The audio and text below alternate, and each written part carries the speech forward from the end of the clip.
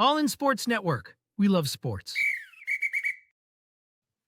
Round one in the books of March Madness, and it is Friday, March 21st. It is about 11:17 at the time of recording this episode. And Jake, I don't know about you, but my brain is just about basketball mushed. Just 2 days straight of 12 hours of basketball each. And yeah, another great day of college hoops. And just the same as we did yesterday, we'll give you a full recap of today's games, and then we'll do the same for Saturday and Sunday. And then you may not hear from me and Jake again for a little while. We've been putting in whoever said that podcasters and bloggers don't put in hours? They don't put in work because we're working ourselves to death over here. Jake, day two, immediate, reactions to the day. What kind of stood out to you, if anything at all? I mean, kind of a letdown day, I would say. There were some games that were good throughout, but then kind of fell off at the end where one team just took control and there wasn't really any drama at the end. Which, by the way, battling through watching all the basketball, which is a fun thing, but also just sick and just miserable. And which, luckily, it's a good excuse to sit on the couch and just watch football. But yeah, I would much rather. There's my brain. But yeah, I would much rather be feeling good while watching. But I mean, kind of I don't know if I'd say a letdown day, but just a bunch of the games that I was looking forward to were either close throughout and then not close at the end, where really there was no drama, and then there was a lot of games that were just over like 10 minutes into the half. Yeah, Liberty was a big clunker for me. I would say that today was a teasing day of a lot of upsets or a lot of what could have been good games. But then, like you said, I think they were played really well throughout. And then the teams who won those games kind of separated themselves with maybe, I don't know, 5 minutes left in the game, 3 minutes left in the game, what have you. Pretty chalk for the most part. I think the biggest upset today was Colorado State in terms of seeding. Colorado State over 5-seeded Memphis. And that was a 12 seed winning. But, we saw teams like a Bobby Moe, playing Alabama close throughout the first half of the game. I think they were down by 5 in the first half. And then again, Bama ends up winning that game by 9. So kept it close really throughout the whole game. And then you also got a couple of other really close games. St. Mary's had a pretty good, impressive comeback against Vanderbilt. That was some pretty good drama. North Carolina tried to make a comeback against Ole Miss, failed to do so. And Troy, again, kind of stuck in there with Kentucky, but then Kentucky towards the end of that second half just kind of blew the doors open. Just trying to kind of go through the list right now as I'm looking at it. Bryant played Michigan State really well in the first half, and then Michigan State kind of made the score look like it should in a 2-15 seeded game. I will say an initial takeaway for me was the 15 seeds looked better than most of the 14 and 13 seeds. Yeah, those 13 and 14 seed games, I think, are what really bummed me out. Because almost all those games were just, not even remotely competitive at any point. Troy played Kentucky close, and then it wasn't close. They gave them their best effort within the first, I think, 15 minutes of the game, and then Kentucky kind of started to break away, especially towards the end of the first half, going into the break, and then they had full control of the game since. But yeah, Jake, just quick update as to what my bracket looks like. I've got all but I think 5 games. Yeah, but it looks like you lost the Sweet 16 team, and I just can't relate to that. I've got one Sweet 16 team gone, but I got 1, 2, 3, 4, 5, 6 wrong out of the entire 2 days. Hey, I will take those. That's probably the best start to a March Madness bracket that I've ever had in my entire life. So I will take it so far. Tomorrow and Sunday will probably destroy me. But yeah, I'm pleased with my first 2 days. It feels like the next 2 days got to be because you didn't have very many upsets. It's been pretty here's my thing, chalk. though, Jake. We kind of did we not talk about how this tournament might be kind of chalk this Yeah, year? but that's what I'm saying is that sets up for Saturday, Sunday, I think, to probably be really strong. I don't think Thursday, Friday was bad. I just today, I guess why today felt like a letdown to me was kind of like what I was saying just a little bit ago. The kind of the 13 and the 14 seeds just not even, I mean, just losing by like 30. Yeah. Kind of took some of the luster out of it. Robert Morse, hanging in it, but you just never ended up getting that moment. Bryant hung in there for a little bit. But it feels like whenever a tournament's more chalk in the first couple days, typically the weekend gets crazy with a lot of close games. And that's what I'm expecting. And here's the thing too, Jake, is if you want a lot of upsets in the first 2 rounds, you're probably looking at a, Elite 8 to Sweet 16 games being a little bit more on the blowout side of things, because you're going to start getting those really high-end teams playing the lower tier teams in the second round, Sweet 16 round, Elite 8 round, and then you're kind of getting later into the tournament with less close games. Whatever your trade-off you want is, now we've got kind of chalk through the first round going into the second round, meaning the Sweet 16 is going to be all but, 1 through 5, 1 through 6 seeds for the most part, more than likely, with maybe a couple upsets from a couple double-digit seeds. But today, Jake, we had I want to say we had 2 double-digit seeds win today. Yeah, we had 2. New Mexico and Colorado State.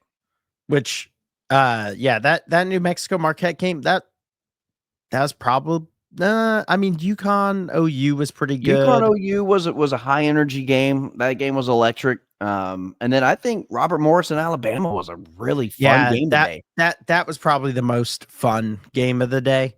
I think Marquette, New Mexico's up there, and then OU, UConn. Those are probably the 3 best games of the day, I would say. Yeah, I would agree with that. Well, Jake, let's go ahead and just jump into it, man. Baylor, Mississippi State started the day off strong. Baylor won 75. Oh, actually, that's got to be in the top 3 games of the day. That was a really good game. It was a really good game to start. That feels like it was yesterday. It's how long ago it feels like that was. It almost was yesterday. It was exactly about 12 hours ago, because that game tipped off at 11:15 and it is 11:25 right now. So about 12 hours ago, Baylor, Mississippi State tipped off, and Baylor wins that one by 3. It was a back and forth game. It was a really, really well played game.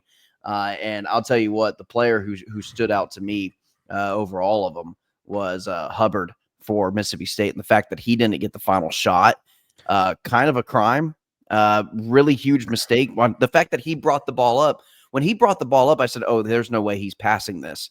And then he passed it up and the dude shot it and it was an air ball. And I was like, what was that final possession? What are we doing here, guys? Yeah, he shot it. He shot it with like 4 seconds left too. They had plenty of time to work with. Yeah. No, it was a blunder of a final possession for Mississippi State, and that may have been the only like really big mistake that cost them the entire game. But I was really hoping for an overtime game, something along those lines for today. I wanted some extra basketball today out of one of these games, but just didn't get it. But this Baylor team, Jake, they're pretty fun to watch, I think.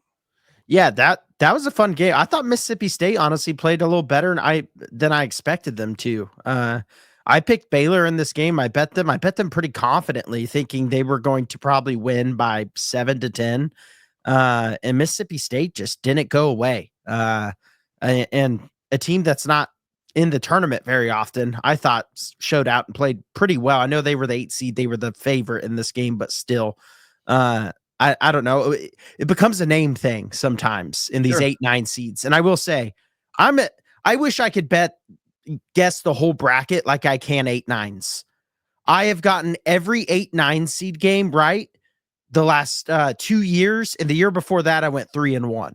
I'm like an 8-9 seed wizard. Yeah, But I can't. I'm literally 50-50 on my 8-9s, and I'm 50-50 this year, and I'm typically stay around that range. The games that I'm really bad at 7-10s. I can't get a 7-10 to Yeah. save my life. No, 7-10s are a nightmare for me. I always get the wrong. I did get McNeese, but like I picked Liberty, and that game just wasn't even remotely competitive. I picked Memphis. I'm always on the wrong end of the 5-12s. Yeah, It feels like though I got McNeese right, so I got one in the bag this year as far as the upset side of it. I did pick Michigan, even though that was a popular upset pick. But yeah. I went 2-4 in 5-12s this year.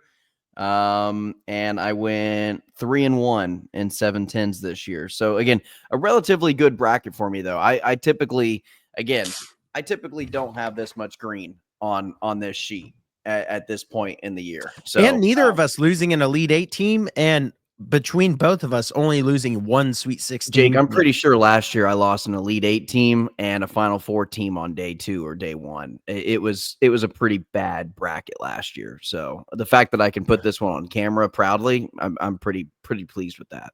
Yeah, there's only 1 year of my life where I distinctly remember picking an amazing bracket, and that was the Frank Kaminsky Wisconsin team. I had a perfect Elite Eight, perfect Final Four, and guessed the championship game right and who won it. That was like my legendary year. Had no money on it, had no bets. Yeah. But I will remember that bracket for the rest of my life. I had the one bracket that stands out to me that I had, I think a perfect Final Four, and I had, I believe, 6 of the Elite Eight and like, I want to say like 14 of the Sweet 6, something along those lines. Like a really good Sweet 16 was the Baylor Gonzaga National Championship year. And I actually was in an office pool. First time I had put money on a bracket, and it was like $20 a head. And I ended up winning, I think, like $140 out of the whole thing because I got the national championship right. Got, again, almost like, I think, 3 of the 4 Final Four teams right. And so, yeah. But Jake, the only thing about this Baylor team that I'm as much as exciting as they were, they're about to run into a buzzsaw because Duke looked every bit as the 1 seed that they should be ranked. Yeah. I mean, they're in my national championship for a reason. Honestly, I realistically think they're going to win that game, but I refuse to pick them to win it. I won't pick Duke. I probably will never pick Duke to win it all just because I don't like Duke. And so, I don't see Baylor having a shot in that game tomorrow. Yeah. Or Sunday. I'd be shocked. Jake, Robert Morris, Alabama, again, probably one of the top 3 games of the day. 15 seed Robert Morris put on the best performance of any of the lower seeds, I think, today. Of all the double digit seeded teams that played today, Robert Morris played the best and nearly gave Alabama, an early boot to the tournament. Yeah, I think my text to you sums up how I feel about Alabama. They are the Harlem Globetrotters on offense, and they are the Generals on defense. Yeah. And they showed everything that we said about them because we were talking about who could be some high seeds that could see some trouble early. We said Alabama. We're like, because they're a team that could win it all because their offense is that good, but also could lose to a 15 because of their defense. And Robert Morris had some players too. I mean, some of these 15 seeds felt like they were seeded incorrectly. I know Bryant still ended up getting blown out, but I was impressed by them. Just from their size, they were way bigger, and Robert Morris was pretty big too. And they had some speed, they had some playmakers, and man, they had some great passes as well. Yeah. They just Amarian Dickinson with 25 points, Jake. He had 9 rebounds, and then you had a double. I'm not going to be able to say his name, but Vulgarius, 15 points, 10 rebounds.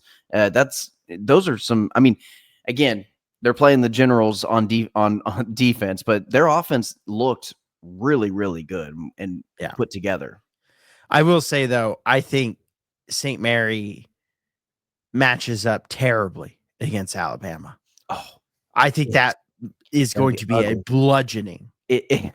it's gonna not. Again, be I could great. be wrong because Bama, I mean, if they just don't hit shots, they are going to give up some points. But I just feel like when I visualize that game being played, it's just Bama playing at a different speed than St. Mary can even possibly think of trying to get to. I nearly about the St. Mary game. I texted you. I said I don't think I'm ever going to pick St. Mary's to win another game whenever they were trailing to Yeah, then Vanderbilt. I said crap about them, and then it just completely reversed jinx. It's no longer. I didn't have a terrible day betting, but at the same time, the hot streak is definitely over. You weren't Today gonna brought me back down to earth. I'm still up. today humbled me a little bit on my end of things as well. Although like my bracket looks good, but what we're very limited here in Texas of what we can and cannot do. So, but yeah, Alabama again.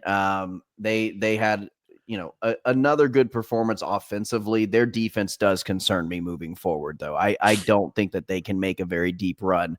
Like you and I mentioned during the time of the game, whoever comes out of BYU, Wisconsin, Bama's going to have their hands full in the Sweet 16 if they can get past St. Mary's, which I believe they will.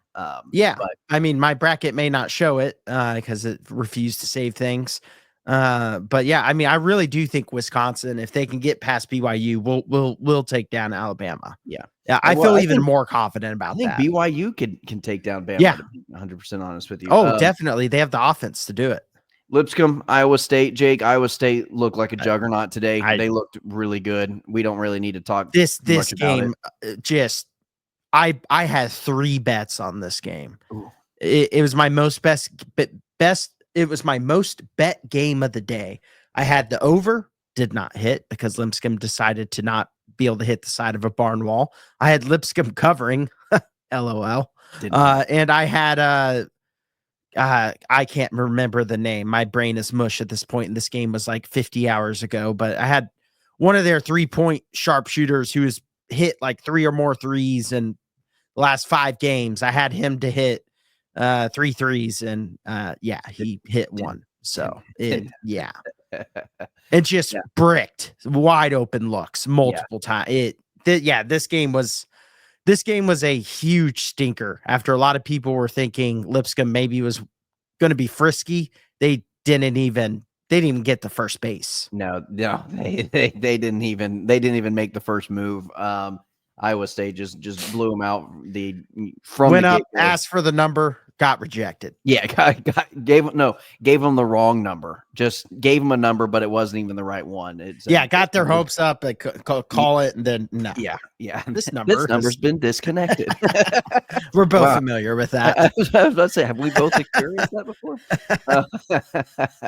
All right, Jake. Colorado State, Memphis, probably the biggest upset in terms of seeding. However, I believe Colorado State was actually favored to win this game. Yeah, I had Memphis plus. I had Memphis money line, and I had plus odds, and the Mountain West. I hate that conference. I can't get my finger on it. Every time I count them out, they do something that makes me regret it, and then every time I buy into them, then the next year you bet on them, and then they F you, and it's very frustrating conference. But Colorado State did look pretty good. I mean, they looked way better this year than they did last year when they played Texas. Yeah, they exploited Memphis's weaknesses really well. They turned them over. They played good defense. I don't think they have a chance in hell against Maryland. Maryland's a good team. They played very well. I mean, that starting 5 is that Maryland's big problem is the depth, and that's probably going to catch up to them come Florida or UConn, which we'll get to that. But there's some cool storylines with that game. But Maryland has arguably the best starting 5 in the country. They just have no bench scoring. I mean, the moment one of them have to get subbed out, they immediately start to their trajectory of chances of winning go down. One guy I wanted to point out was Memphis's big man Danger, who not only a badass name, Danger. He's really good too. He was extremely fun to watch. 22 points, 12 boards. Unfortunately, just couldn't get the job done. But he was kind of the dominant player that I thought that they needed to feed a little bit more. But once they got down, they were just kind of forcing up, bad looks and kind of contested threes. And it's like, just get back to what you know and just get easy points. I was getting frustrated with Memphis's game plan, and I felt like Tim Hardaway probably should have known better, but I don't know. Maybe the players get stuck kind of doing their thing on the court. You can't necessarily control what they do. Yeah, I mean, I don't know what the problem was, but I was very frustrated. Yeah. Watching them try to come back. And it didn't help that was right after just 0-4 on the Lipscomb game. And then I'm watching that and I'm like, what the hell? You're acting like there's 30 seconds left in the game. They were trying to get it all back at once and making stupid passes and hurrying it up and making turnovers and just bad contested shots. But yeah, I don't think Colorado State has much of a shot against Maryland, but they proved me wrong once, so maybe they will again. Next game, Duke, Mount St. Mary's. Obviously, we don't need to talk too much about it. But Duke is a buzzsaw. The one question I will ask you is, when do you think Duke will be contested in a game this tournament run? Elite Eight. Yeah, I was thinking because I feel like Arizona and Oregon also aren't great matchups against them if they advance to the Sweet 16. I mean, they may be contested up to like half, but as far as contested where it's late in the game, and I don't see that happening until the Elite Eight. Yeah, at best. Whether it be a Wisconsin or an Alabama, if it's a BYU, that's not a good matchup for BYU if BYU can advance that far. Duke is like BYU on steroids. Duke is the much better version of what BYU is. Yeah. But yeah, so no, I completely agree. They might just walk themselves to a Final Four this year. But Duke is just that good. It's not anything against any of these other teams. It's just Duke is that good. Vanderbilt, St. Mary's, Jake. We were kind of going at it. You had Vanderbilt. I had St. Mary's. I was down on St. Mary's at half. I said, nope, never picking them in a game ever again. They screwed me last year. However, I had them in like my Elite Eight, so that was probably my fault. They came up short, got upset a year ago. This year, they started off just the same. Really bad looks, looked boring, looked slow, couldn't hit a shot, just looked all out of whack. And then in the second half, I don't know if it was Vanderbilt. Vandy's gonna Vandy in terms of their athletic program, or if it was St. Mary's finally learned how to play basketball. But either way, they did come back. What was the actual comeback of that game? How far were they down, Jake? 13, if 13. I recall correctly. Okay. Yeah. But St. Mary's comes back, wins that game 59-56. It was an exciting finish. There was some drama in this game. So in terms of the drama scale on this game, it was one of the more exciting games of the day. Yeah. Again, just frustrated the hell out of me because I don't even like St. Mary to begin with, but I just don't like watching them play basketball. I still feel that way. But I mean, if you look across the stat sheet, they were both 22 of 20 or 22 of 55 shooting. Vandy actually made one more 3-pointer than them. The difference came at the free throw line where St. Mary was 8 of 12 and Vandy was 4 of 7. That's a really low amount of free throw attempts. Yeah. 7 in a game. But you can at least say that the refs didn't confuse Vanderbilt for Purdue like I used to always do whenever I was a kid. Here's the perfect thing I can say about St. Mary. They had 0 fast break points. That is their basketball. That is not going to do well against Alabama. They're not a highlight reel team. And yeah, they're going to need some fast break points against Alabama. Well, I don't know. Alabama's defense pretty much just stands there. So, Jake, here's the next game up. North Carolina, Ole Miss. It looked as though Ole Miss was going to run away with this one. Again, North Carolina kind of made a little bit of drama with a comeback. Did they take the lead at one point over Ole Miss, or did they just like get really close? It was like maybe a possession. I don't think I think they got it within 2. I don't think they ever took the lead. Okay.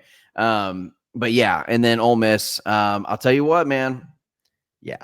The dude's got steel down below or something. I don't know what it is. But Padula, man, he has got stones down under. as the Australians would call it. And yeah, he comes up clutch in the big moments almost every single game. He did it in the SEC.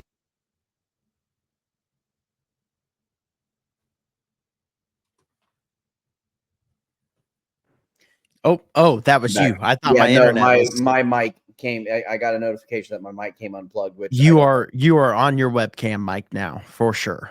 Okay. I will talk about this game for a second, but on Padula, yeah, UNC cut it to 2 points with 1:09 left, and that was the closest they got it. And then Padula hits a 3 the very next possession. Yeah, and that sealed the game for Ole Miss essentially. had 20 points.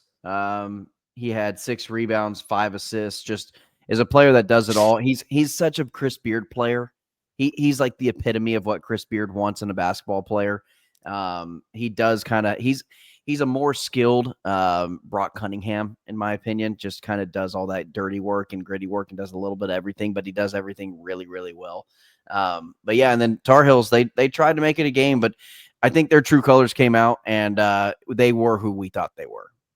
Yeah, I would have been so annoyed if North Carolina won this game because I bet Ole Miss because I was like, why are they underdogs in this? North Carolina was the favorite in this game by 1.5 points, and they had only beaten one quadrant one team all year, and then they were losing by 20. And then I think Ole Miss just kind of took their foot off the gas more than North Carolina. I mean, North Carolina definitely started playing harder, but I just think Ole Miss kind of thought it was over.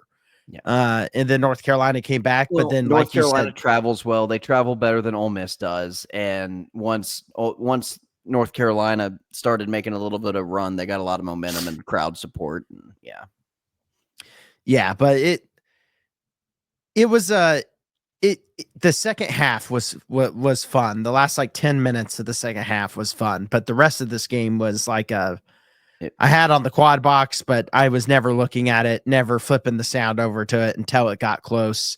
And that's a really interesting round 2 matchup, by the way. Ole Miss, Iowa State. Yeah. Because I don't think Ole Miss is just going to go out and get the doors blown off of them. Iowa State will have a much tougher time than they did against Lipscomb against Ole Miss. That'll be a much bigger challenge. I said when I picked this quadrant, the bracket, I felt it was going to be very chalk, and I picked it very chalk. The 1, the 2, the 3, the 4, the 5, the 6, and the 10 are in the second round. Yeah. Yep. Oh, Marquette. Only Shaka couldn't get the job done. Fitting. Shaka's going to Shaka. Yep. Yeah. He answered my real question. fitting. Maybe we need to call the coach he lost to in this game. I wouldn't mind it. You know, we'll preview that in a little bit. Maryland and Grand Canyon, Jake. Not a lot to talk about in this game. Maryland just dog walked them. Like we said earlier, Maryland's got one of the best starting 5. You're going to need depth to win this tournament. But dang, Maryland, they've got a fun starting 5, and they've got a fun roster to watch play basketball. I think they kind of have their way with Colorado State. I think Maryland might, aside from Duke, might have the easiest track to the Sweet 16, to be honest. Yeah. The problem is they then likely run into Florida. Sure. Who but looked every bit as the favorite to win a national championship. Yeah. Grand Canyon they did come out firing. They went up like 7-0 real quick, and then that was all we ever heard from them again. That was the last we heard from Grand Canyon. Yeah. This Maryland team is a disaster for a underdog to try to beat from the standpoint of your best ability to beat them is to try to get them into foul trouble. And that's not a reliable way to win a basketball game. Yeah. Unless you're Purdue. Purdue. I'd be curious to see how those regular season games went, but in the March Madness tournament, they would beat Maryland by 100 because they are in the same conference. You keep talking and I'll look it up. But if they play, I don't know how it went during the regular season, and you're looking it up. But if they played in the NCAA tournament, Purdue would win 100 times out of 100. Maryland lost to Purdue in the regular season. They only played them once, but they did lose to them 83-78. Yeah, that adds up because that's a matchup problem when you're going against Purdue. Oh, wow. Shockingly, Purdue did have more free throw attempts, but it wasn't by a What? lot. They went, Purdue went 10 of 13 compared to Maryland 7 of 9. That's I need McNeese to beat Purdue tomorrow. I Absolutely. need it. Not only because I have them in the Sweet 16, the money line bet's already been placed on McNeese. I just need it as a fan of March Madness Yeah. who doesn't feel fully satisfied by the first couple days. It hasn't been bad. I always love the tournament, no matter what. I need this game tomorrow. I need McNeese to beat Purdue like a fish needs water. It will fuel me to get through the rest of this weekend. All right, Jake. We don't have to spend a lot of time on it. Norfolk State against Florida. Florida looks like a national championship level team. I've got Florida and Duke in my national championship after round one. I feel very confident in that national championship prediction.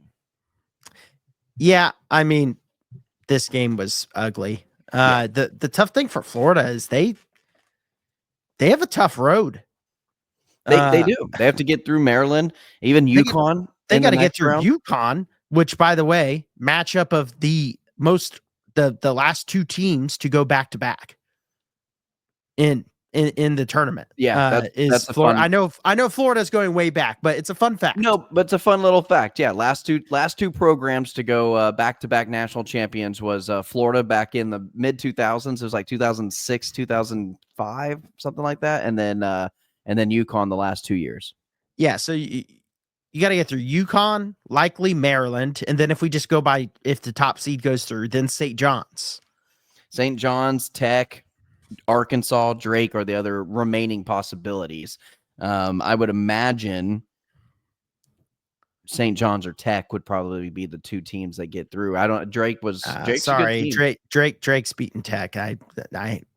Sorry, I already have that one chalked down. That's okay. I mean, hey, we will see. We will see. Only time. I hope Tech shoots 53 pointers. That's what I'm hoping for. Which they might.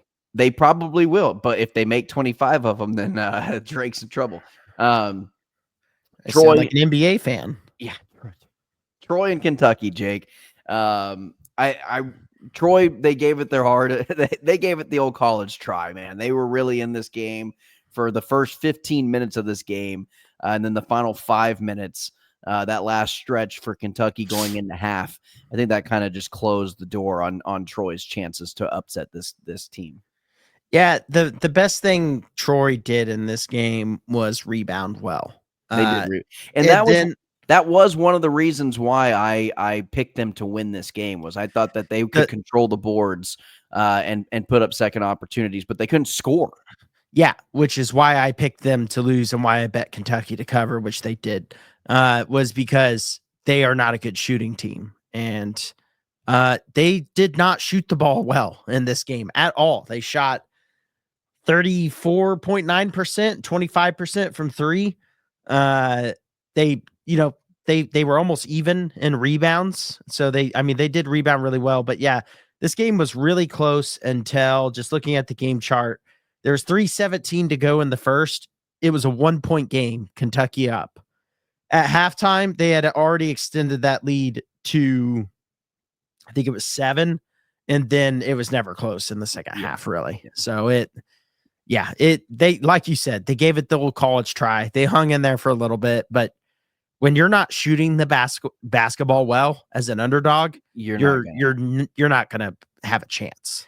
All right, Jake, this one's going to be a fun one because I thought this was one of the better games of the day. New Mexico and Marquette, 10 seed versus 7 seed. New Mexico comes out on top. Not only does Papa Rick Pitino get a win in the first round and advance to the second round, but son Richard Pitino gets a win over former Texas coach Shaka Smart and Marquette. 75-66, 10 seed advancing. They will take on Michigan State in the second round on Sunday. And I was thoroughly impressed with the resiliency of New Mexico. Anytime Marquette made a run, anytime Marquette started doing something as the higher seed, as probably the favorite going into this game, New Mexico never let it bother them. They just kept on going and kept playing their game, and they had an answer for every single time Marquette tried to make a little bit of a run to make this thing closer. Yeah, I thought this was a really well played basketball game from both teams. I thought Also, both teams played. I think I got my hopes up probably for Cam Jones. He had a little bit of a disappointing game, and that was probably the only thing. He did make some big shots at the end of the game to try to elevate Marquette, but he started off pretty poorly. Yeah, I just mean it from a Yeah. like how the game on the court was played from a team perspective. I thought sure. this was a pretty high level game, and I wouldn't be surprised if New Mexico makes Michigan State sweat a little bit. I'm not saying they will, but I think they have a chance to. I think Bryant had Tom Izzo on the sideline a little stressed and a little frustrated at times in the first half. Yeah, I mean, they definitely did. I mean, obviously Michigan State ran away with it in the second half, but I was pretty impressed by Bryant, just how they played. I've said it a couple times, but I just you don't expect a 15 seed to actually look good. Even when they upset, it's typically fluky looking. They just looked good for a while. They looked like they were supposed to be in this tournament as a 13 seed, 12 seed type team. They've got the size that makes them look like a formidable program. They've got the skill set. I know we're kind of off the New Mexico Marquette game, but yeah, I was thoroughly impressed with them as well. But New Mexico, Jake, if Richard Pitino's contract is coming up here pretty soon, I wouldn't mind Texas taking a look. They should at least give him a call. Yeah, I mean, yeah, I'd be making the call. I don't know. There's not much information out there about, because it's not even official that Rodney Terry's fired from the university. We are assuming that he's gone, but again, they have not made the call yet. Yeah, but there was a report from I can't remember who it was, but from someone saying there's still a slight chance for Terry could keep his job if Chris Del Conte doesn't feel like he can get who he wants as a coach, which I do think would be a mistake, just because then you're bringing back a lame duck coach. Yeah. And that's going to basically be flushing the next year down the toilet, because next year's expectations would be at an all-time low. Yeah. And so, yeah, I mean, I would call Pitino. He's done a really good job at New Mexico, and I'm surprised he hasn't gotten an opportunity yet somewhere bigger. Back-to-back tournament appearances, I believe they made it last year.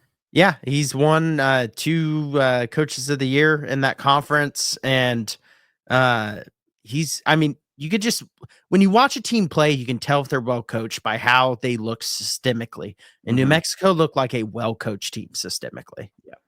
All right, Jake. Arizona, Akron. Not a lot to talk about this game. Arizona 93-65 with the win. They will take on Oregon. I think Arizona-Oregon is actually going to be a very fun game.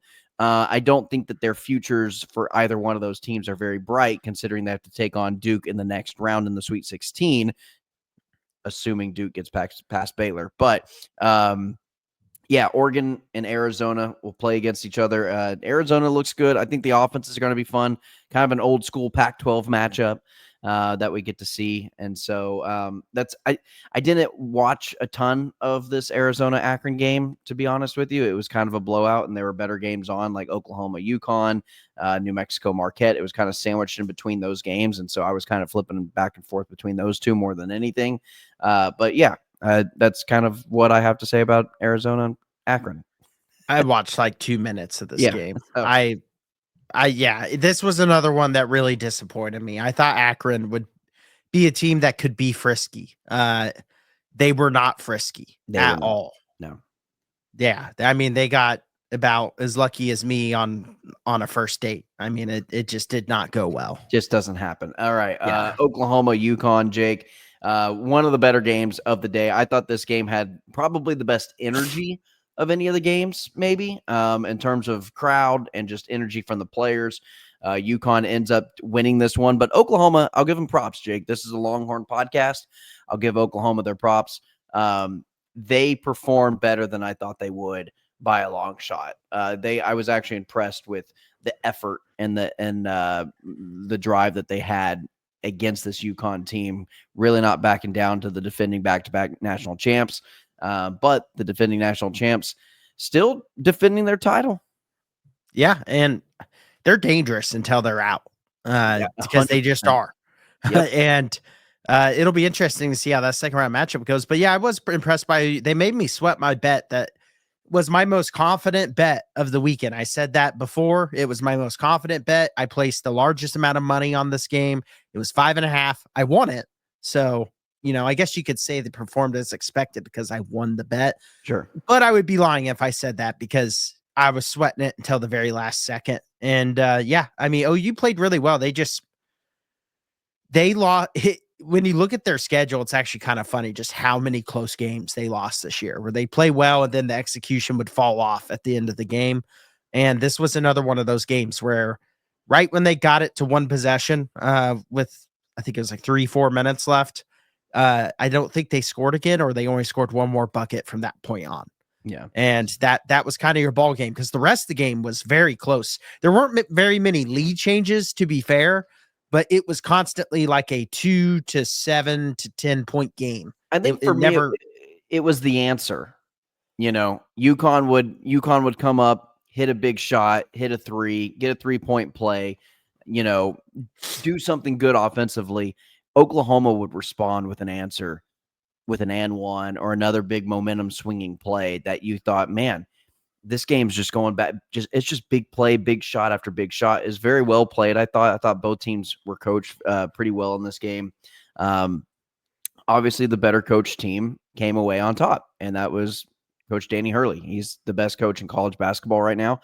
And as like you said, as long as his team is in the tournament, they have a chance to win it all. And I will not count out UConn until they are officially out of the tournament.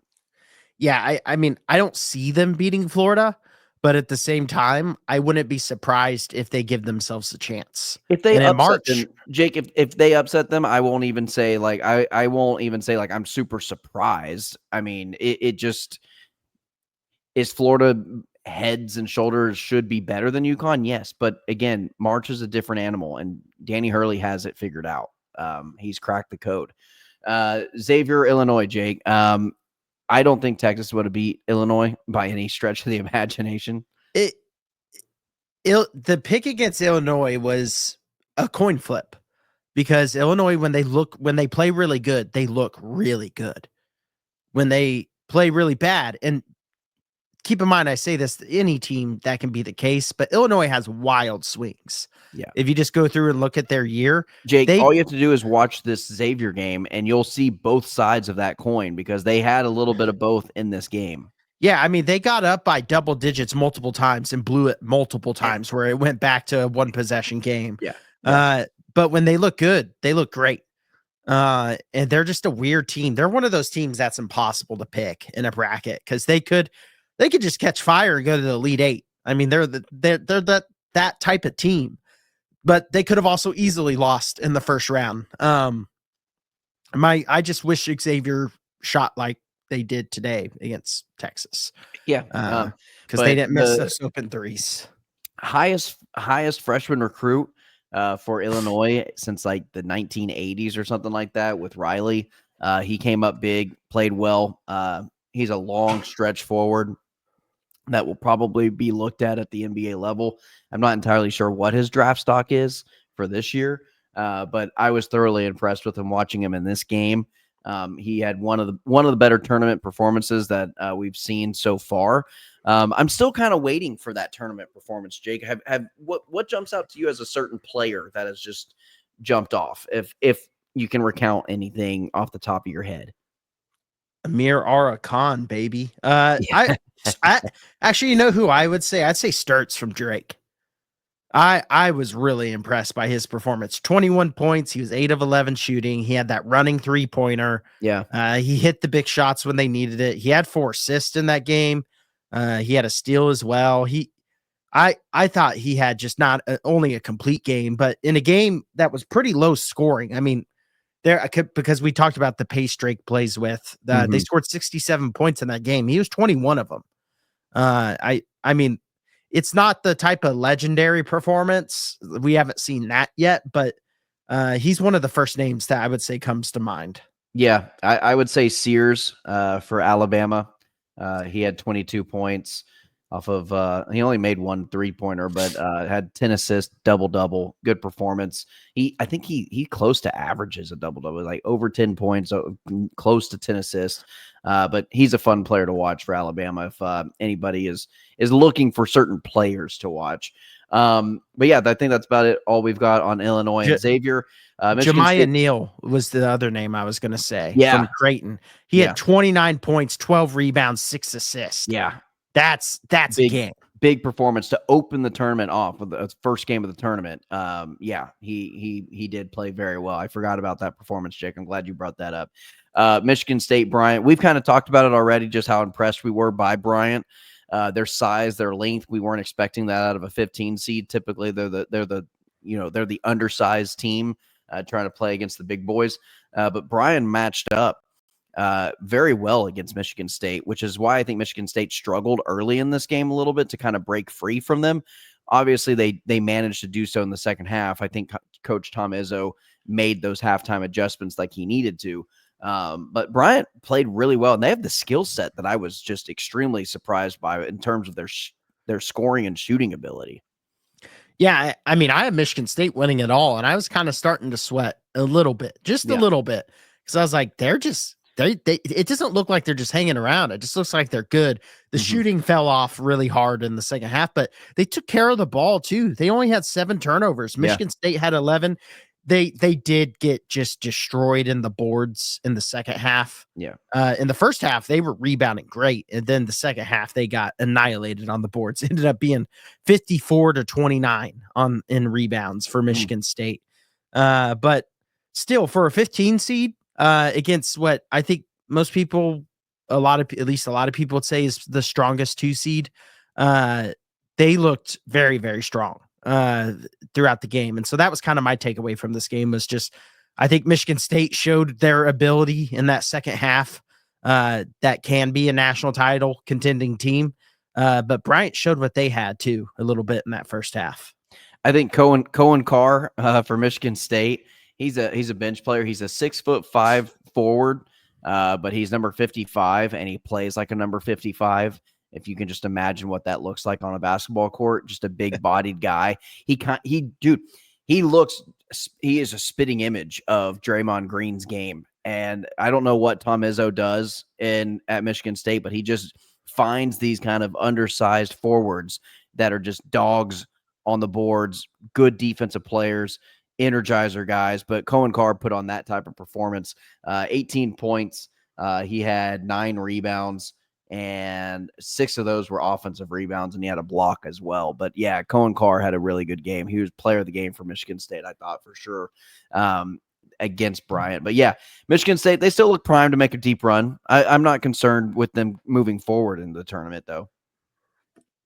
No, I mean, I could see New Mexico giving them a game, but I think it'll probably end with Michigan State winning that comfortably. I think it might look a lot like what we just saw against Bryant, except closer at the end. Yeah, I think it'll be closer than that at the end. But yeah, I mean, I think New Mexico will at least hang around in that game. They're too well coached and play too hard not to. Yeah. But the scary thing about when you play Michigan State is if they're hitting threes, you're just not winning. Yeah. And they're just that team. I mean, if they're hitting threes, you have very little chance unless you're like Duke. Right. Liberty and Oregon, not much to talk about. I don't want to talk about this. Oregon game. handled them. Liberty. Yeah, no, Oregon handled them. We want to watch Severance and move forward. And they play Arizona. Winner of Oregon and Arizona plays Duke. Probably season over at that point. What's the game you're most looking forward to tomorrow? Tomorrow's games, what I'm looking forward to, let's go ahead and take a look at them. I really think McNeese Purdy, but that's just because I'm a McNeese fan at this point. I will say Calipari and Patino, the Arkansas St. John's game jumps out to me. 2 bangers to start the day. McNeese, Purdue, Arkansas St. John, Michigan, Texas A&M. The first 3 games of the day should all be hopefully really fun games. I'll be on, and then BYU, Wisconsin is going to be a really, really fun game. I think UCLA, Tennessee, sneaky good one, sneaky good game right there. I look at the slate tomorrow, and I'm already ready. I'm already ready for more basketball. Yeah. I can't believe I'm saying that, but I'm excited about Houston Gonzaga. I think that's going to be a really fun game because they're two completely contradicting styles of play Yeah. going against each other. Texas Tech Drake could be fun. That's the only one where I think there's a risk of it not being fun. But Creighton Auburn could fall flat. It definitely, because you could have Auburn just come out and look like the 1 seed and Creighton not shoot well. But on paper and based off first round performances, I have hope for that game. Sure. But I do think I'll make a call right now, and I'll say BYU Wisconsin's going to be the best game of the day tomorrow. That could end up being the best game of the first 2 rounds. It has potential to be an all-timer just because I think both teams play fun style basketball. They put it in prime time. Game starts at 6:45. I think BYU's a really strong 6 seed too. I mean, really strong 6 seed. And I think Wisconsin's a strong 3 seed. I think it's 2 fun colors as well. Should be fun uniform matchup.